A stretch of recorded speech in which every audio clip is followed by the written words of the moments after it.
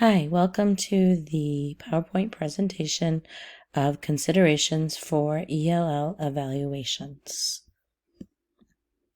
The first question asks us, students sometimes speak with different dialects or differences in language that are related to their culture. What is your professional opinion on how these differences impact assessment approaches in oral language?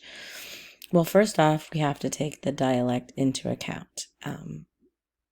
We have different dialects across our own country, different dialects across the world. So when students move in, we have to take that into account, that they may be saying the same thing just a bit differently. And this is definitely something we have to take into consideration when we are assessing our students, because they may not give an answer that doesn't sound exactly right, but is appropriately right given their dialect. We may need to listen to them and take some informal samples of their speaking so that we really get to know what their dialect is and what they're really saying. When assessing a student using a certain assessment, you may have to eliminate a test. You may have to substitute in some informal data, or you may have to give the assessment and grade it twice. You may have to give it and grade it as if they were speaking standard English, and then you may have to give it and grade it taking into consideration their dialect. The second question asked, what intervention options are available to students who are English language learners if they need additional services?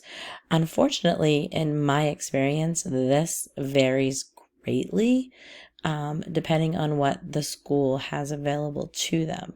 I have been in some places where there are ELL teachers available to work with students, and then I'm up here in the rural state of Maine, where there are not really any ELL teachers to work with those students that move in. But the teacher can provide text and videos in the student's home language to help support their learning. While they're in the classroom, they can be learning it in English, but to take home and to make sure that they're really grasping those concepts, they can watch them and read them in their native language. The teacher can do small groups. She can partner up a ELL student with a peer. So they are working together, and that peer can help the ELL student. Definitely be modeling the appropriate standard English throughout the day. When they say something, you may repeat it back to them in the appropriate standard English that we use. And then make sure that you're giving them opportunities to really see what you're doing. Like, you do it, then have the class do it, then have the students do it independently. Give those multiple opportunities for that ELL student to really provide him or her with the chance to have as many opportunities to practice.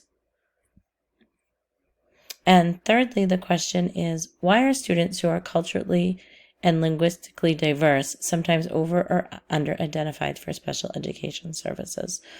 There are two parts to this. They can be over identified because the gap in their English language is taken as a disability, and that they're not understanding what is asked of them, when in actuality it's not an intellectual problem, it's a language barrier problem.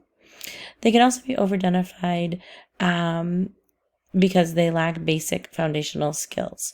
Where they have moved from, they may not have gone to school as much as we go to school here in the United States, or they may have gone to school and then not gone to school, or you don't necessarily know that background. So just because they're lacking those foundational skills doesn't mean that they have a learning disability, and that is something that you would have to tease out before just putting in that referral. And then the over-identification is because it might just be assumed that they're behind. Like, you can't understand what they're saying and they're not understanding what you're asking, and there's that language barrier there.